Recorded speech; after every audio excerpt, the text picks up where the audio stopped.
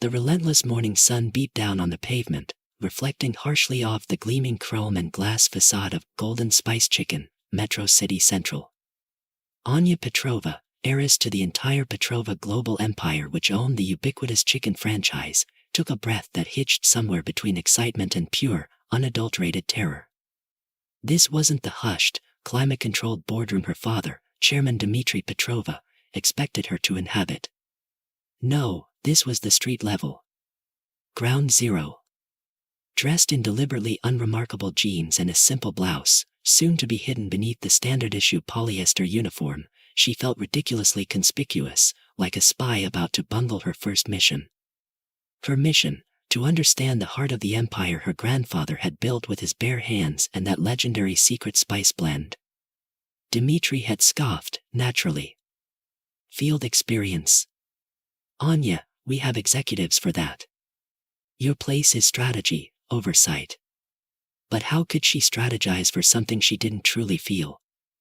Grandfather hadn't started in an office tower, he'd started over a sizzling fryer, perfecting the recipe that became a nationwide sensation. Anya needed that connection, that raw, unfiltered reality. Even if it meant defying her powerful father and becoming Anya Petrova, just another new hire, her secret identity clutched tight like a talisman against discovery. Pushing through the heavy glass door felt like crossing a threshold into another world. The air hit her first, thick with the scent of frying chicken, hot oil, and the sharp tang of cleaning supplies, a world away from the subtle, expensive fragrances of her usual environment. Even before official opening hours, the kitchen pulsed with a frantic energy. Stainless steel counters gleamed under harsh fluorescent lights, pans clattered, and the rhythmic chop-chop-chop of knives on cutting boards created a chaotic symphony.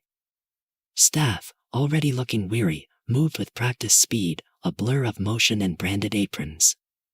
It was intimidating. Real.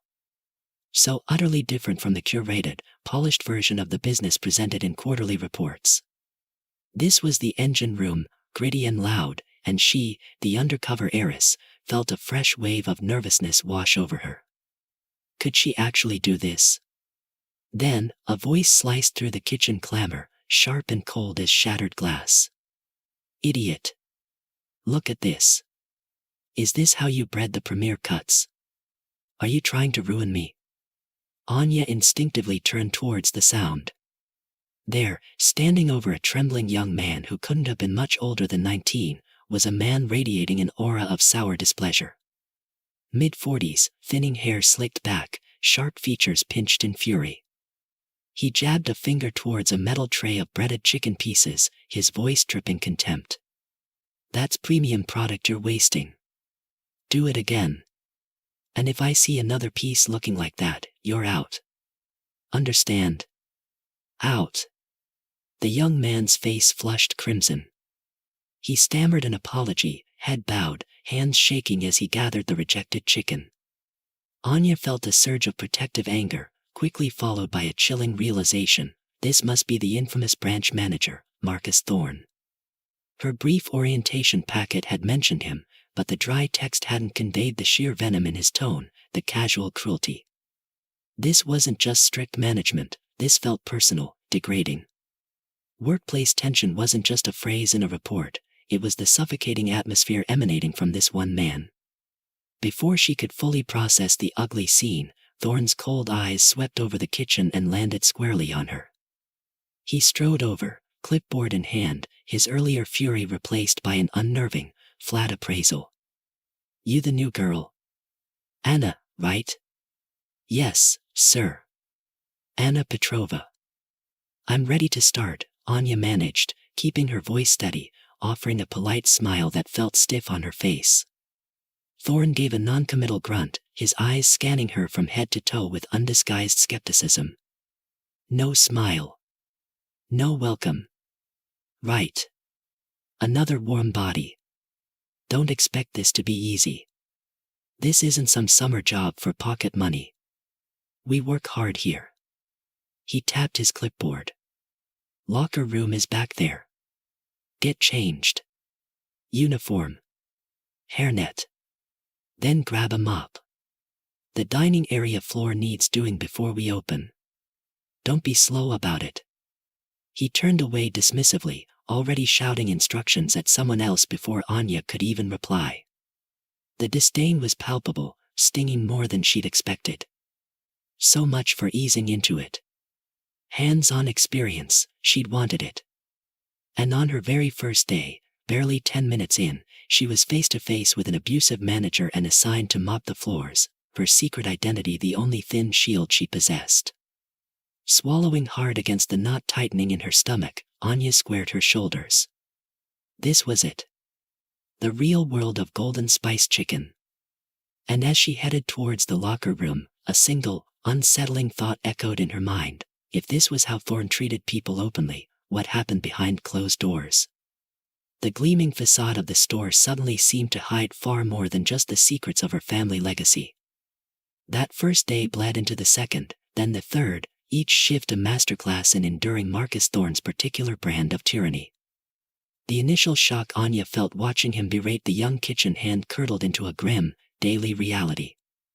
Thorne's management style, if one could call it that, was a volatile cocktail of public humiliation and petty power plays, seemingly designed to foster a pervasive climate of fear.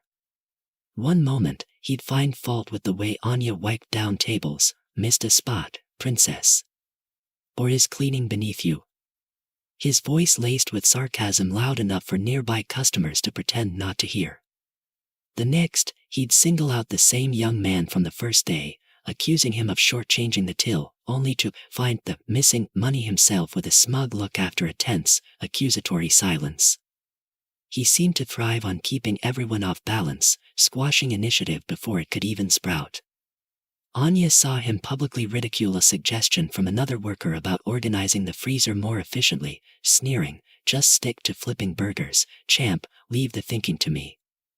The suggestion died right there, along with any spark of enthusiasm in the employee's eyes. That was Thorne's way: crush, control, command. The hypocrisy was perhaps the most jarring aspect. With customers, Thorne transformed. Suddenly, he was all solicitous smiles and smooth charm, inquiring about their meal, offering insincere apologies for the slightest delays often caused by his own disruptive presence in the kitchen. But the second the customer turned away, the mask dropped. The smile vanished, replaced by a sneer directed at the nearest employee. "Took you long enough," he'd hiss, or "Stop standing around like a useless lump."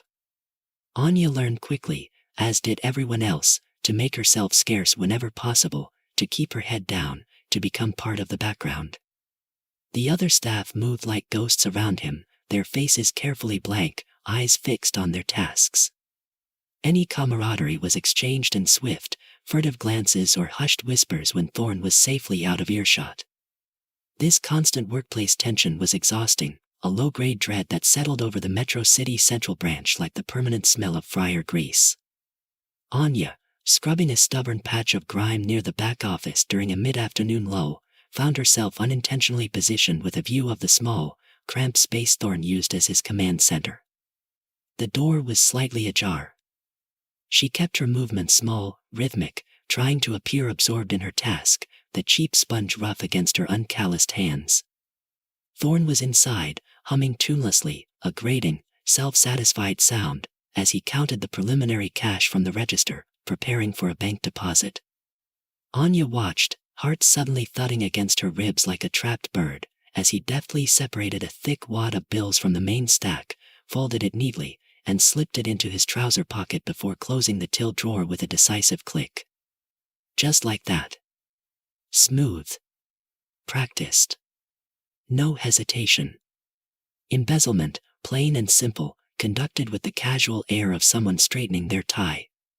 Her breath caught in her throat, the smell of bleach suddenly sharp and suffocating. Before she could fully grapple with the blatant theft she'd just witnessed, Thorne emerged from the office, locking it without a backward glance, and headed towards the large walk-in refrigerator at the back of the kitchen. Anya instinctively pressed herself further back into the shadowed alcove by the mop sink, praying the overflowing bin hit her sufficiently, terrified of making even the slightest sound. Through a gap between stacked boxes of napkins, she saw him unlock the heavy fridge door, the whoosh of cold air audible even over the kitchen din. He stepped inside, the harsh light briefly illuminating his profile, and emerged moments later with something clutched tightly in his hand. Not just any ingredients. No, these were the foil-sealed, pre-portioned packets of the Golden Spice blend, the heart and soul of the franchise, the recipe guarded more closely than state secrets, the very essence of her grandfather's dream. He glanced around quickly, his eyes darting left and right like a common thief, a flicker of something, nervousness. No, more like practiced caution, crossing his pinched features before they settled back into their usual mask of authority. His gaze swept past Anya's hiding spot without registering her presence, a near miss that left her feeling cold despite the kitchen's heat. He then stuffed the precious packets into the inner pocket of his slightly stained manager's jacket. Stealing ingredients. Not just bulk chicken pieces or fries, but the company's crown jewels. The spice. As Thorne disappeared back towards the front of the store, whistling that same irritating tune, Anya let out a shaky breath she hadn't realized she was holding. Her hands felt clammy against the mop handle. This was worse. Much worse than skimming cash. This felt like a deeper betrayal of her family legacy, a violation that struck at the core of everything Golden Spice represented. Her gaze drifted upwards, searching for the small, domed CCTV camera mounted high on the wall near the back entrance, a silent witness perhaps? No. The tiny red recording light was dark. Dead. Utterly lifeless. She frowned, a cold knot forming in her stomach. Had it been off the whole time? She hadn't noticed before, too caught up in learning the ropes and avoiding Thorne. Or did it only go dark when Thorne was busy? Performing his illicit inventory checks and cash adjustments. A cold suspicion began to form, solidifying into near certainty, CCTV tampering. Conveniently blind when cash and the invaluable Golden Spice were being handled. This wasn't just sloppiness or a technical glitch, this had to be deliberate, calculated. Corporate corruption wasn't just happening, it was being actively, methodically concealed. The oppressive atmosphere made moments of genuine kindness feel like tiny sparks in the dark, startlingly bright against the grim backdrop. Leo, the quiet young man with observant eyes who often worked the fryer station opposite Anya, startled her one afternoon by murmuring, "Careful with the batch count, Anna." Thorne's been checking it like a hawk today, before quickly turning back to his sizzling basket, offering no further explanation but leaving Anya with a sliver of cautious gratitude. Was that a warning? An offer of solidarity? It felt like one. Then there was Elena, a woman probably in her late 40s, whose tired eyes held a surprising resilience behind the lines etched by fatigue. One frantic lunchtime rush, when Anya was hopelessly behind on prep orders and Thorne was hovering nearby like a vulture, Elena silently nudged a container of perfectly diced onions towards Anya's station, offering a brief, almost imperceptible nod that spoke volumes more than words. Anya later saw Elena subtly guide the young kitchen hand Thorne frequently targeted, showing him a faster way to stack the storage containers after Thorne had stormed off, a quiet act of defiance and support. These small gestures, these potential allies, were lifelines in the growing unease. But could they be fully trusted? In this climate of fear Thorne cultivated so expertly, loyalty felt like a fragile, dangerous thing, easily broken. Each night, back in the sterile anonymity of her temporary apartment, a stark contrast to the opulent Petrova penthouse overlooking the city, Anya meticulously documented everything in a cheap notebook hidden under her mattress. Dates, times, Thorne's exact venomous words, the rough amount of cash pocketed, the number of spice packets stolen, the dead eye of the CCTV camera during closing. Gathering evidence became an obsession, a grim ritual, a way to channel the churning mix of shock, disillusionment, anger, and a growing sense of terrifying responsibility. This wasn't just about proving her father wrong or gaining hands-on experience anymore. This was about protecting something vital. The integrity of the Golden Spice brand, the family legacy her grandfather poured his entire life into building, the livelihoods of the scared, overworked employees trapped under Thorne's thumb, it all felt impossibly heavy, settling on her shoulders like a physical weight. Her secret identity, initially a tool for simple observation, now felt like a necessary, albeit flimsy, shield in a battle she hadn't anticipated and wasn't sure how to fight. The initial puzzle pieces were laid out: blatant workplace bullying, clear embezzlement, suspicious concealment, but the picture felt disturbingly incomplete. The stolen golden spice packets nagged at her the most. Why those specifically? It felt like more than just personal greed padding his pockets. It felt pointed, almost symbolic, something that struck at the very heart of the company, leaving Anya to wonder with a growing dread just how deep this insidious corruption truly ran. The gnawing question of the stolen golden spice packets wouldn't leave Anya alone. Skimmed cash was one thing, grubby, predictable greed. But taking the spice felt different. Calculated. Like stealing the family silver. It shifted her resolve from merely observing to actively hunting for proof. The risks felt sharper now, her secret identity both a shield and a terrible vulnerability, but the image of Thorn pocketing those foil packets, the very soul of her grandfather's legacy, fueled a cold determination that edged out the fear. Observation wasn't enough, it was time for investigation. Thorn, ironically, handed her opportunities on a silver platter, albeit tarnished with his usual disdain. Storeroom's a disaster, Anna. Go make sense of it. Try not to break anything valuable, like a nail. The cramped, windowless storeroom was a disaster, boxes piled haphazardly, shelves coated in dust, the air thick with the smell of cardboard and stale oil. But amidst the chaos lay potential clues. Armed with a clipboard and Thorn's carelessly signed delivery dockets from the past month, Anya began the tedious task of matching them against the physical inventory. At first, the discrepancies were minor: a few extra bags of flour here, a missing case of napkins there. Easy enough to dismiss as sloppy counting in the relentless rush of fast food. Annoying, yes. Criminal. Hard to say. But then she got to the high-value items. Premium chicken cuts. Imported cooking oil. And the golden spice blend itself, delivered in bulk containers before being portioned into those smaller packets Thorn had pilfered. Here, the numbers were starkly, undeniably wrong. Week after week, the dockets showed significantly larger quantities signed for by Thorn than what was actually on the shelves or accounted for in the kitchen usage logs she'd started discreetly tracking. Frowning, Anya cross-referenced the delivery slips with the official purchase orders she'd managed to glimpse on Thorn's perpetually cluttered desk during a rare moment he'd been called away. The pattern solidified: order 50 units, receive 30, sign for 50. Financial fraud, hidden in plain sight within the mundane logistics of supply chain management. It was systematic. Brazen. Deeper in the storeroom's dusty recesses, wedged behind a stack of old employee manuals in a battered filing cabinet drawer Thorn probably hadn't opened in years, her fingers brushed against a small, spiral-bound notebook. Curiosity piqued, Anya pulled it out. It wasn't company issue.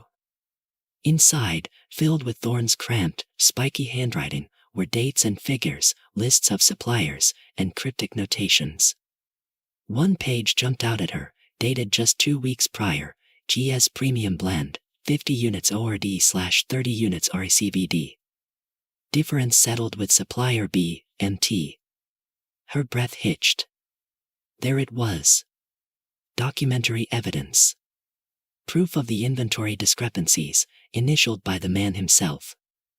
Her hands trembled slightly as she pulled out her phone, angling it to capture the damning entry, the dim storeroom light barely sufficient. Suddenly, heavy footsteps echoed just outside the storeroom door. Thorn's grating voice barked, "Anna. What's taking so long back there? Daydreaming again?" Panic flared. Anya fumbled the phone, nearly dropping it, heart hammering against her ribs. She shoved it deep into her apron pocket, slammed the notebook shut, and spun around, grabbing a nearby box of disposable gloves, pretending intense focus on its label as Thorn swung the door open, his suspicious eyes narrowing. "Checking expiration dates, Manager Thorn," she said, her voice miraculously steady despite the adrenaline coursing through her. "Just being thorough." He stared at her for a long moment, his gaze sharp, probing. Did he see the phone? Did he notice the notebook? The air crackled with tension. Finally, with a dismissive sniff, he grunted, "Just hurry it up. I need help restocking the front." He turned and left, leaving Anya leaning against the dusty shelves, her legs weak with relief. That was too close. Way too close. The near miss underscored the danger. Gathering evidence was a high-wire act with no safety net. She needed help. Risking everything alone was foolish, maybe impossible. But who? Leo's quiet warnings and Elena's silent support replayed in her mind. They saw things. They clearly disliked Thorne. But did they dislike him enough to risk their jobs? Anya knew she had to tread carefully, testing the waters before diving in. She decided to start with Leo, catching him during a shared break huddled over a textbook at a corner table in the small staff room. "Leo," she began, keeping her voice low, "this might sound weird, but have the delivery count seemed off to you lately? Especially the chicken?" Leo looked up, his initial surprise quickly masked by caution. He glanced around the empty room before leaning slightly closer. "Off?" he repeated, a wry twist to his lips. "Anna, things haven't added up around here for months. Let's just say Thorne's math is creative. Especially right before inventory reports are due." He hesitated, then added, his voice barely a whisper, "Ask David Chen about it sometime. He used to track everything meticulously." "Oh, wait," his expression soured. "Thorne fired him last month for poor performance right after David mentioned some discrepancies to him directly." Fired. For asking questions. The confirmation sent a chill down Anya's spine, confirming Thorne's ruthlessness and the long-standing pattern of corruption. This solidified Leo as a potential ally. He saw the injustice, even if fear kept him quiet. Employee solidarity might be possible after all. Approaching Elena felt different. She was older, more guarded, her weariness seeming deeper. Anya saw her one evening, discreetly tucking a worn photograph of two smiling children into her locker before sighing heavily. The vulnerability was palpable. Anya understood the fear. Elena likely couldn't afford to lose this job. Anya chose her moment carefully, helping Elena clean the large mixing bowls after a busy shift. "Elena," she asked, trying to sound casual, "the golden spice, the recipe is amazing. Is it complicated to mix?" Elena paused, her hands stilling in the soapy water. She looked at Anya, her gaze assessing. "The base is simple enough, follows the company manual," she said slowly, drying her hands. "But Manager Thorne, he does the final stage himself. Always sends the rest of us out of the kitchen when he does it. Says it needs absolute concentration. Very particular, he is." She didn't say more, but the implication hung in the air: secrecy, exclusion, control over the company's most valuable asset. It wasn't proof of wrongdoing, but it was another suspicious piece, another deviation from standard procedure. Slowly, cautiously, the three began forging alliances in the shadows of Thorne's tyranny. A shared, knowing glance when Thorne threw a tantrum. A quickly scribbled note, check invoice number 345, passed from Leo to Anya hidden in a folded napkin. Elena leaving an older inventory sheet accidentally on a prep counter for Anya to find. It was a covert operation fueled by shared resentment and a fragile, growing trust. They operated under a constant low hum of shared risk, knowing one wrong move, one misplaced word, could bring Thorne's wrath down on them all. They had evidence of financial fraud, proof of inventory discrepancies, and strong suspicions about the spice. But the why still eluded them, particularly regarding the golden spice itself. Then, late one evening, as Anya was wiping down the front counter, she overheard Thorne in the back office, his voice low and urgent on his cell phone. "No, the sample is almost ready, just need to finalize the ratios. Meet tomorrow evening, usual place. Yes, the Crimson Rooster rep confirmed." Crimson Rooster. Their biggest competitor. And sample. The word hit Anya like a physical blow. It wasn't just theft anymore. It was betrayal on a scale she hadn't dared to imagine. Crimson Rooster. The name echoed in Anya's head, cold and sharp, drowning out the residual noise of the closing kitchen. Crimson Rooster, Golden Spice Chicken's fiercest, most ruthless competitor, known for aggressive tactics and blatant imitation. And Thorne was meeting their representative. Talking about a sample. The pieces clicked into place with sickening certainty. The stolen spice packets weren't just for personal use for black market resale. No, this was infinitely worse. This was corporate betrayal. Industrial espionage, aimed squarely at the heart of her family's legacy. The simmering anger Anya had felt over the past weeks ignited into a white-hot rage, mingled with a profound sense of violation. Her grandfather's secret recipe, sold to them. Unthinkable. The need for concrete proof became desperate, absolute. She sought out Leo the next morning, pulling him aside near the humming ice machine during a rare moment when Thorne was distracted by a delivery driver. "Leo," she whispered urgently, her voice tight, "last night, I overheard Thorne on the phone.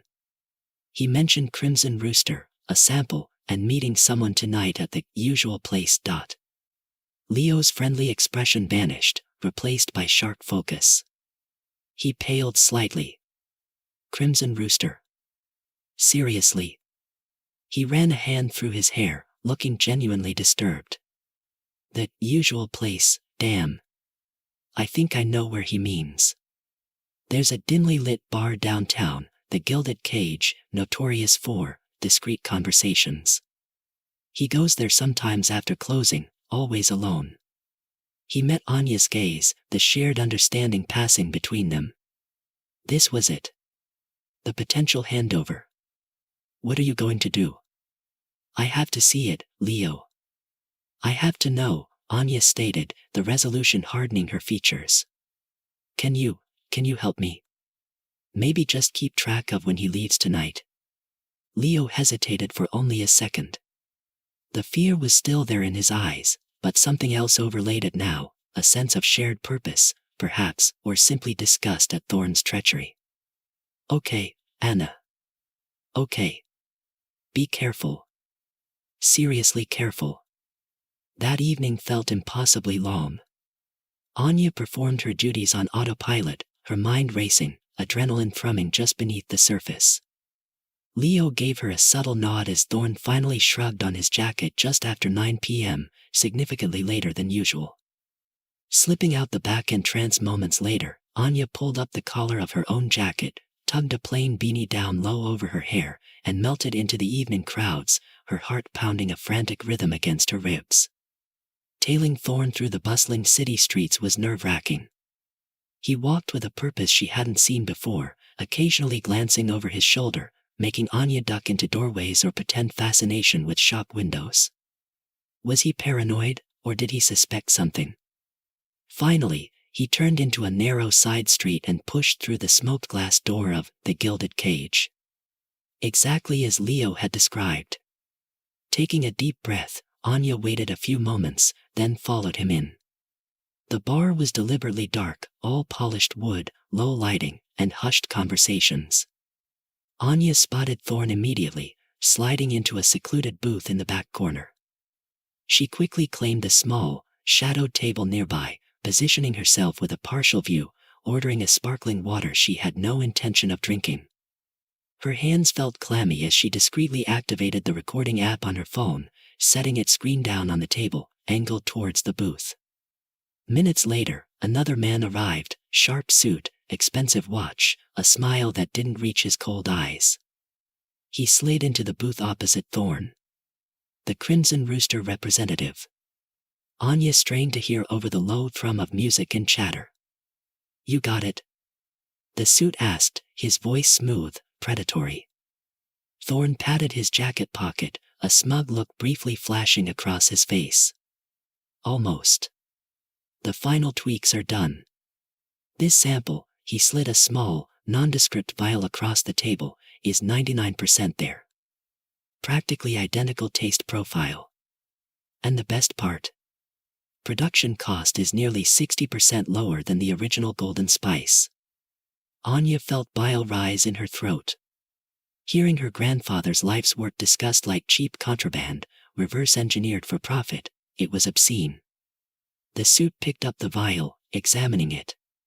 Impressive, Thorn. If this tests out, Crimson Rooster will finally knock Golden Spice off its perch. You understand the final payment is contingent on delivery of the complete, verified formula. No more samples. Thorn nodded eagerly. Of course. Full specs, process documentation, everything. Just wire the initial 50,000 as agreed upon confirmation of this sample's viability, the rest upon final delivery next week. They briefly shook hands, a transaction sealed in the dim light, reeking of betrayal. Anya fumbled with her phone, stopping the recording, her hands shaking uncontrollably. Tears of rage and grief pricked her eyes. She practically fled the bar, needing air, needing distance. She met Leo by prearrangement at a quiet corner a few blocks away, the damning recording clutched in her hand. He's doing it, Leo, she choked out, the words thick with emotion. He's selling the Golden Spice recipe. To Crimson Rooster. I heard it all. Leo listened intently as she played back the muffled but clear recording, his own face growing grim. That absolute. He trailed off, shaking his head. Then, he looked at Anya, a strange mix of conflict and resolve in his eyes. Anna, there's something I need to tell you. Something you deserve to know, especially now. Anya looked at him, puzzled by his sudden seriousness. What is it, Leo? He took a deep breath. My name isn't really Leo. It's Julian Vance. I'm the lead undercover investigator for Petrova Global's internal audit division. Anya stared at him, speechless. The world seemed to tilt. Leo. Kind, helpful, student loan-burdened Leo. An investigator. You work for my father. The words felt foreign, unbelievable. Julian nodded, his expression pained. Yes. Chairman Petrova initiated an investigation into this branch months ago due to financial anomalies, before you even applied. When he learned you were coming here undercover yourself, against his wishes, he insisted I be placed here as well. Partly to continue the investigation, partly to keep an eye on you, ensure your safety. Shock warred with a sharp sting of betrayal. Her father hadn't trusted her. Julian had been playing a part all along. So, you were spying on me too. The accusation hung in the air. Julian flinched but met her gaze. My primary focus was Thorn. But yes, the chairman was concerned. He respects your determination, Anya, but he also worries. He didn't want you walking into something dangerous alone. A strange mix of emotions swirled within Anya, resentment at being managed, anger at the deception, but also a grudging understanding, and beneath it all, a profound wave of relief. She wasn't alone. And her instincts about Thorn were not just validated, they were part of a much larger picture. Julian continued, his voice low and serious. And Anya, it's bigger than just Thorn. Much bigger. My audit trail, combined with what you've uncovered, the discrepancies, the spice theft, this recording, it points to an organized conspiracy network. Thorn is a key player, yes, but he's not acting alone. We've flagged suspicious activities at several other branches, potential collusion in logistics, even whispers about someone inside HQ feeding information. This isn't just about Thorn lining his pockets or selling a recipe out of spite. This is organized industrial espionage designed to cripple Golden Spice from within. Industrial espionage. A conspiracy network. The threat level didn't just rise, it exploded. This secret, this burden Anya carried, was heavier and more dangerous than she could have ever imagined. The fight wasn't just for one store, or even just the recipe, it was for the survival of the entire company her grandfather had built. They had the recording, Julian had his data, Elena was their inside eyes and ears. Now, they needed a plan, not just to stop Thorn, but to expose the entire rotten network before it was too late. The revelation of an organized industrial espionage plot, targeting the very heart of Golden Spice, hung heavy in the air. The scattered puzzle pieces Anya and Julian had painstakingly collected now formed a chilling mosaic. Thorne wasn't just a greedy manager, he was a key operative in a coordinated attack. There was no time for recriminations about secrets kept or paternal oversight. The imminent handover of the complete Golden Spice recipe demanded immediate, decisive action. The fight had escalated from exposing a corrupt manager to defending the entire Petrova empire. The final planning meeting took place late Friday night in a sterile, secure conference room deep within the Petrova global headquarters, a world away from the sticky floors and fryer fumes of the Metro City Central branch. Anya sat beside Julian, no longer Leo, the easygoing colleague, but a focused professional, facing her father, Dmitry Petrova, whose stern features filled the large monitor via encrypted video link. Elena, looking pale but resolute after being discreetly extracted from her shift, provided crucial last-minute intel on Thorne's increasingly agitated state and confirmed Saturday evening plans. Joining them were the impassive head of Petrova Security and two grim-faced police detectives who'd been quietly working with Julian's findings. The air crackled with low-voiced intensity. The plan for the sting operation was finalized with meticulous detail. The location, a pre-booked conference room, Suite 17B, at the opulent Oracle Hotel downtown, neutral territory, easily surveilled. Julian's team had already swept the room, installing microcameras and audio bugs. Surveillance teams would cover all hotel entrances, exits, and elevator banks. Plainclothes officers would mingle in the lobby and on the 17th floor. Anya, against Dmitry's initial protests but supported by Julian's assessment of her composure under pressure, would be stationed with Julian in the adjacent Suite 17A, monitoring the live feed. Per role, visual confirmation and identifying the Crimson Rooster representatives. The signal to initiate the police raid would be Dmitry's quiet command over the secure comms channel, execute Phase Indigo.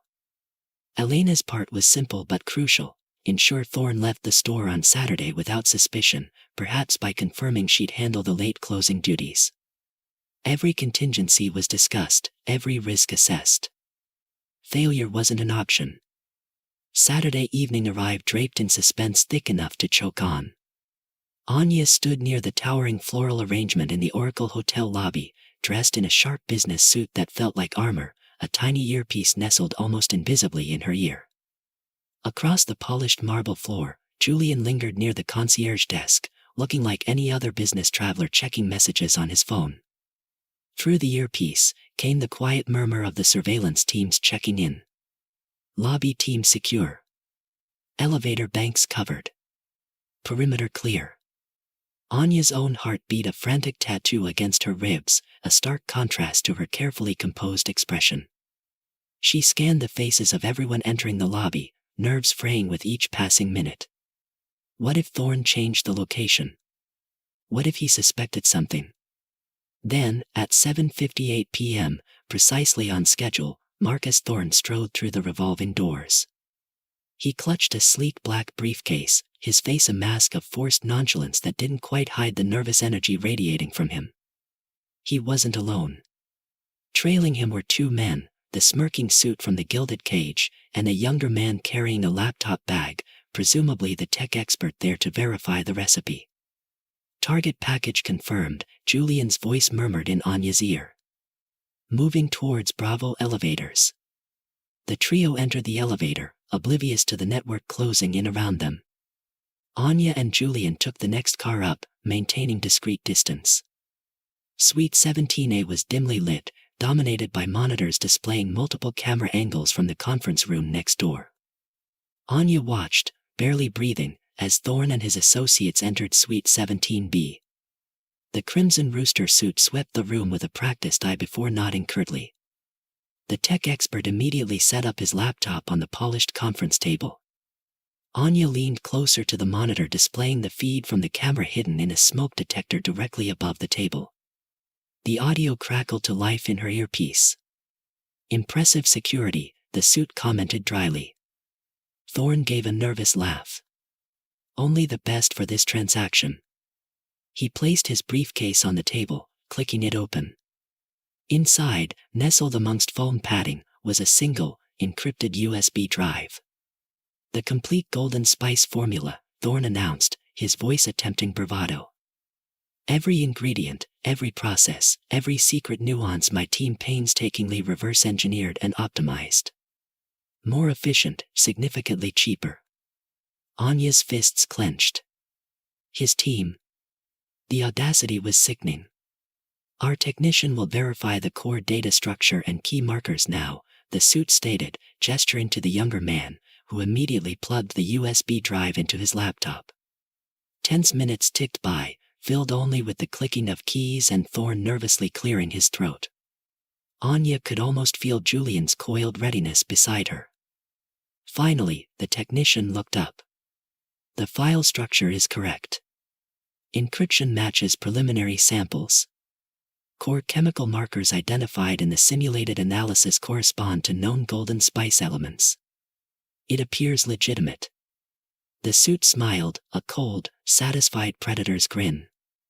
Excellent, Thorne. As agreed. He tapped his own tablet. The initial 50 million in crypto is being transferred to your designated wallet now. You'll see confirmation momentarily. The remaining balance will be wired to the offshore account by Monday morning, upon full verification by our labs.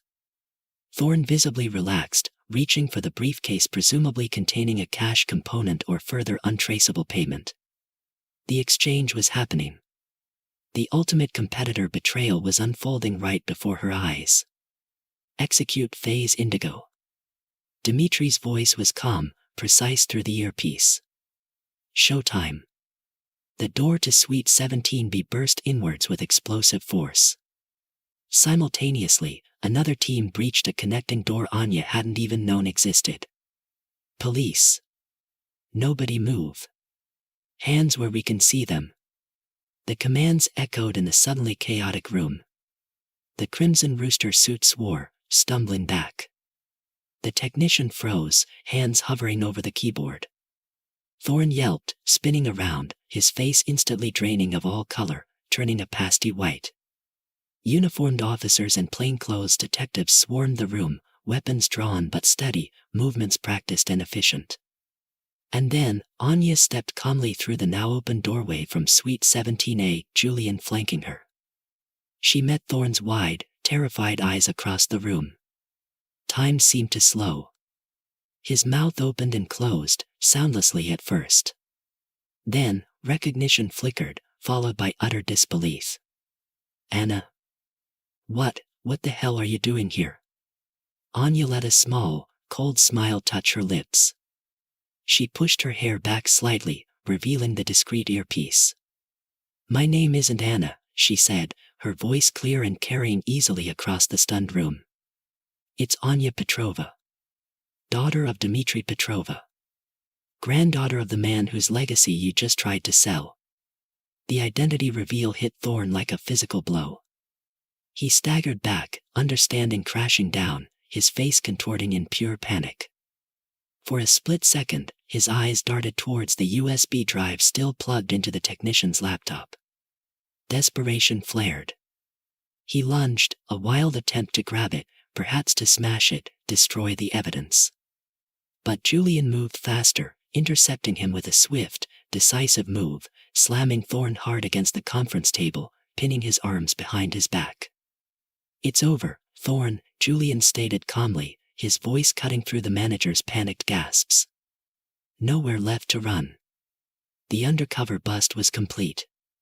Police methodically handcuffed Thorne and the two Crimson Rooster representatives, reading them their rights.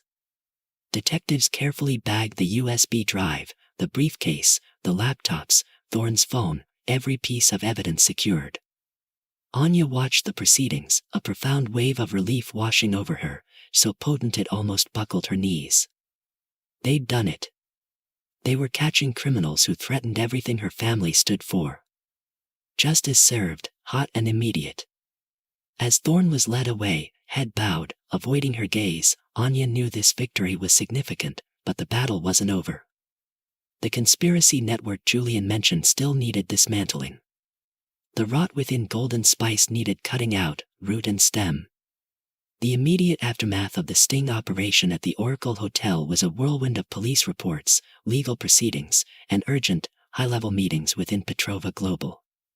While the capture of Thorne and the Crimson Rooster operatives felt like a monumental victory, Julian's chilling revelation about the wider conspiracy network meant the battle was far from over. The relief Anya felt was quickly tempered by the daunting reality of the task ahead, purging the rot that had infested her grandfather's company. Dmitry Petrova, shedding his earlier reluctance about Anya's methods, moved with swift precision. Armed with Julian's meticulous audit trails, Anya's first-hand evidence, and the leverage gained from the hotel bust, internal security and cooperating law enforcement launched simultaneous actions across multiple states. Within 48 hours, several other branch managers implicated in the scheme, along with a mid-level executive in the corporate logistics department found to be facilitating the inventory fraud and likely feeding information to Thorne, were apprehended. The takedown was clean, efficient, and surgically precise, severing the main arteries of the conspiracy network before it could fully metastasize. Addressing the company crisis required a difficult balancing act. Dmitry, ever the pragmatist but clearly shaken by the depth of the betrayal, opted for controlled transparency. An internal memo went out to all employees acknowledging significant breaches of conduct discovered at several branches, reaffirming the company's commitment to integrity, and announcing a full-scale internal review. While avoiding lurid details that could cripple public confidence, the message was clear: corruption would not be tolerated, and change was coming. It was a gamble, but Dmitry, perhaps influenced by Anya's insistence on honesty, understood that rebuilding trust started from within. 2 months later, the atmosphere in the main boardroom at Petrova Global headquarters felt distinctly different. Gone was the undercurrent of fear Anya had sensed during her undercover stint. In its place was a palpable sense of cautious optimism, a feeling of new beginnings. Anya stood at the head of the long, polished table, no longer Anna, the nervous new hire, but Anya Petrova, poised and articulate, dressed in a tailored suit that spoke of authority she now fully owned. Before her sat key executives, regional managers, and notably, Julian Vance and Elena Reyes. The past few months have been challenging, Anya began, her voice steady, meeting the eyes around the table. We uncovered deep-seated problems that stemmed not just from individual greed, but from systemic weaknesses, a lack of robust oversight, and perhaps most critically, a failure to listen to the people on the front lines. She paused, drawing on the raw memories of her time at the Metro City Central branch. That's why I'm proposing the Wings of Integrity initiative. She clicked a button, bringing up a presentation slide. This isn't just about preventing future fraud, it's about fundamentally reshaping our corporate restructuring to prioritize ethical leadership and rebuild trust at every level. She outlined the core components: a revamped, fully transparent inventory and financial auditing system for all branches, implemented by Julian's expanded internal audit department, a confidential, independently managed whistleblower hotline and employee empowerment program, designed with input from Elena, to ensure staff could report concerns without fear of reprisal, mandatory, scenario-based ethics training for all management tiers, and perhaps most radically, the establishment of an employee council with representatives from various store levels to provide direct feedback to senior leadership. I learned firsthand, Anya continued, her voice resonating with conviction, that the best ideas, the first warnings of trouble, often come from those doing the day-to-day work. We need to not just allow those voices, but actively encourage and value them. That's the Transparency Initiative in action.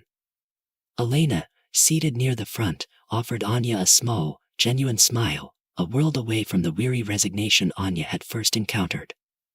When Anya finished, a respectful silence filled the room before Dmitry Petrova, seated at the side rather than the head of the table today, stood up. I fully endorse the Wings of Integrity project, he stated, his voice firm. Anya has not only identified critical vulnerabilities but has proposed actionable, meaningful solutions born from direct, unfiltered experience I initially discouraged, I admit. He looked directly at his daughter, a flicker of pride in his usually stern eyes. This crisis, painful as it has been, presents an opportunity for genuine company reform. To that end, we have made some key personnel decisions. He gestured towards Elena. Elena Reyes, whose insights have already proven invaluable, will be heading our newly formed Employee Relations and Advocacy Department. A murmur of approval went through the room. And Julian Vance, Dmitri continued, nodding at Julian, will officially lead the Enhanced Internal Audit and Quality Control Division, reporting directly to the board. More nods. Finally, Dmitri paused, letting his words sink in, to ensure the Wings of Integrity initiative is implemented effectively and becomes embedded in our company DNA. Anya Petrova will assume the role of Executive Vice President, specifically overseeing operations and integrity. A wave of applause filled the boardroom.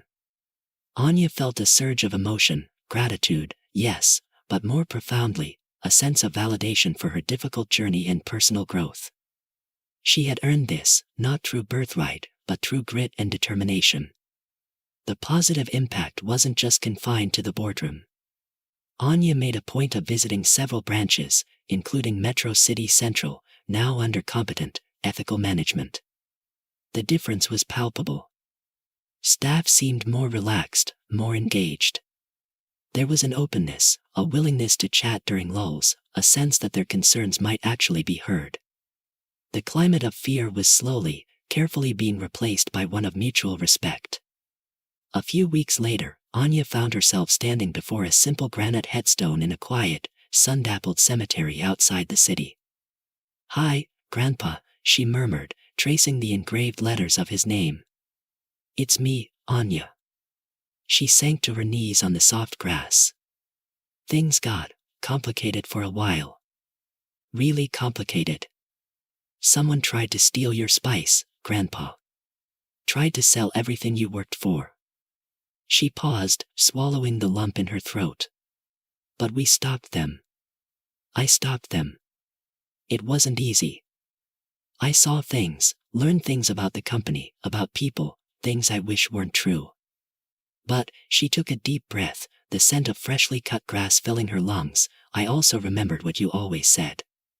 That the spice was important, sure, but the people making the chicken, the people trusting the Golden Spice name, they were what mattered most. Honesty. Integrity. Taking care of your team. That's the real family legacy, isn't it? She stayed there for a long while, feeling a sense of peace settle over her, reaffirming her commitment to honoring that legacy in her new leadership role. That evening, her phone buzzed. A text from Julian. "Free later. Had an idea for that new spicy mango dipping sauce I wanted to run by you. Maybe grab dinner." Anya smiled, a genuine, unburdened smile. The future outlook for Golden Spice felt brighter, more authentic. And perhaps, just perhaps, her own new beginnings extended beyond the boardroom. "Sounds great," she typed back. Looking forward to it. The road ahead involved rebuilding more than just corporate structures. It involved forging a future built firmly on the hard-won spice of integrity. That tentative discussion about a new dipping sauce, shared under the vast city sky, wasn't just about menu development. It signified a shift, a quiet acknowledgement of the journey Anya Petrova had undertaken, a journey that began not in the polished executive suites of Petrova Global, but on the greasy floor of a busy Golden Spice chicken branch. Her transformation had been profound. The idealistic, slightly naive heiress who had sought hands-on experience out of a sense of duty to her grandfather's memory had been thrust into a crucible of workplace bullying, corporate corruption, and outright betrayal. She hadn't just observed, she had investigated, risked her safety, forged fragile alliances built on shared risk, and ultimately confronted the darkness threatening to consume her family's legacy. Emerging from that fire, Anya was no longer just the chairman's daughter. She was a tested, tempered leader, her authority earned not by birthright, but by courage and conviction. Her story became a powerful testament to several enduring truths. It underscored the irreplaceable value of stepping outside the bubble, of understanding a system from the ground up. The insights Anya gained while mopping floors, taking orders, and facing manager Thorne's daily tyranny were insights no executive summary or financial report could ever convey. They provided the context, the human cost, the visceral understanding necessary to identify the rot beneath the surface. Her journey reaffirmed that true integrity isn't just about following rules, it's about having the courage to uphold core values even when it's difficult, even when facing intimidation and potential personal cost. It highlighted the quiet bravery of individuals like Julian Vance and Elena Reyes, who, despite their own vulnerabilities, chose to align themselves with the fight for what was right, demonstrating that employee solidarity can be a powerful force against entrenched corruption. Crucially, Anya's ordeal forced a redefinition of legacy within Golden Spice. The secret recipe, while precious, was merely a symbol. The true inheritance from her grandfather wasn't just a blend of spices, it was a philosophy built on honesty, quality, and a fundamental respect for the people who brought the brand to life every day. Thorne and his conspirators, in their greed, had betrayed not just the company's finances, but its very soul. Anya, in fighting back, wasn't just protecting a formula, she was reclaiming that essential integrity, ensuring the future of Golden Spice would be built on the ethical foundations her grandfather had intended. The crisis, ignited by Thorne's corruption and fanned by the discovery of the wider conspiracy network, could have crippled Petrova Global. Instead, under the nascent ethical leadership of Anya, supported by her father's ultimate commitment to doing the right thing, it became a catalyst for profound positive change. The Wings of Integrity project wasn't just corporate PR, it was a genuine attempt at corporate restructuring based on hard-learned leadership lessons. It signaled a move towards greater transparency, opened channels for real employee empowerment, and sent an unequivocal message throughout the organization: the old ways of turning a blind eye, of tolerating abuse or dishonesty for the sake of profit or convenience, were over. It was an inspiring story of overcoming adversity, demonstrating that even deep-seated problems can be addressed when leadership has the will to do so. And what of the key players in this drama? Anya, now Executive Vice President of Operations and Integrity, found herself navigating the complex corridors of corporate power with a newfound confidence, her experiences lending authenticity to her vision for a more ethical business. Julian Vance, his undercover days behind him, stood as a pillar of rational oversight in his role heading internal audit, a trusted professional colleague whose shared experience with Anya hinted at the potential for something more personal down the line. Elena Reyes, once trapped by circumstance, now thrived as the head of employee relations, a fierce advocate ensuring the voices Anya had fought to hear would never be silenced again. Their arcs provided a sense of closure, yet underscored the reality that building and maintaining an ethical culture is an ongoing process, not a destination. Ultimately, Anya Petrova's undercover journey is more than just a tale of corporate intrigue. It's a reflection on the nature of strength, forged not in comfort, but in challenge. It's a reminder that true leadership isn't conferred by title, but demonstrated through action, authenticity, and an unwavering commitment to core values. The future of Golden Spice, once jeopardized by betrayal, now looked brighter, guided not just by its famous recipe, but by the essential, hard-won spice of integrity, a flavor far more valuable, and ultimately, more enduring. Her character transformation served as a beacon, illuminating the path toward a business world where success and ethics weren't mutually exclusive, but intrinsically linked.